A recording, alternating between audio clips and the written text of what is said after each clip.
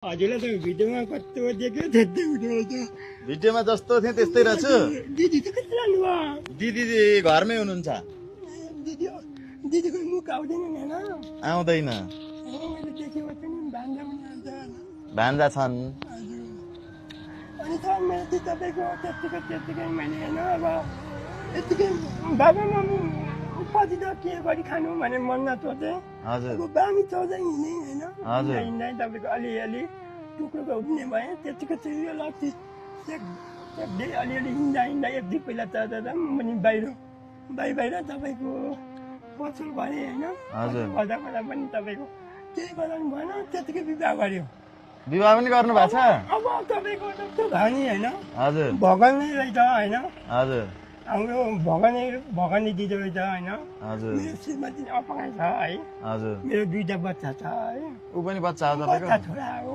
ए अनि तपाईँको अहिले तपाईँको त्यत्तिकै छ मैले होइन? हजुर। मैले 80 सालमा घर बनाएँ होइन? त्यहाँ बनाउँ भन्दा तपाईँको ठुलै भयो। अहिले तपाईँको जन्मजातै यस्तै हो? त्यही हो, म त पहिला त जानु खराब थिएँ।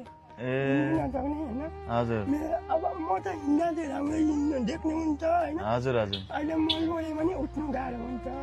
ए अनि मैले बच्चाहरू कसरी यसरी पालौँ भन्ने जोत आउँछ। हजुर। अहिले अनि त्यहाँदेखि तपाईँको हामी जत्तिको अलिक पैसा हुँदैन त होइन? हो नि। मैले 5 लाख ऋण परेँ होइन त? अनि हजुर के भएर ऋण पर्नुभयो? हजुर घर बनाएको अनि ऋण काटेर घर बनाउने होइन नि त अनि? होइन त यस्तो ठिक्क सानो घर बनाउनु पर्थ्यो नि त अनि? सानो बनाउन छ होइन? यस्तो भिरमा छ है? भिरमा हुँदाखेरि भिरमा घर बनाउनु भएको? अनि जग्गै त्यहाँ पऱ्यो छ। अनि जग्गा त्यहाँ पर्दाखेरि तपाईँको बिल्डिङै बनाउनु भयो क्या हो? मेरो बिल्डिङ होइन त 2 तला बनाएँ 2 तले बनाएँ तपाईँ सिमेन्टकै टाइपिङ घटेर होइन? अनि अझै त मुनि तला चाहिँ बनाइसकेको छुइनँ होइन? पैसा पुग्दाखेरि अनि हजुरहरूले यस्तो केही गर्नुहुन्छ कि भनेर आएको छ है? मैले पनि अहिले बिजोग छु त है? बिजोग बनाउने होइन?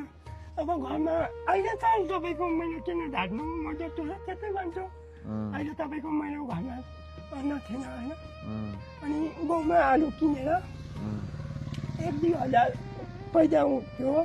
त्यो भत्ता आएकोले आलु किनेर फिल्म लगेर बेचेर त्यता पनि तपाईँलाई भेट्नु पनि आएको होइन? यहाँ हाम्रो सर पनि एकजना हजुर जस्तै हुनुहुँदैछ। मैले लाइभमा यो मैले वाट्सएपमा फोन गरेर आएको होइन? अनि भेटिरहेको छोराले दुईजना छोरालाई भेटिरहेको त्यही त तपाईँ भगवान्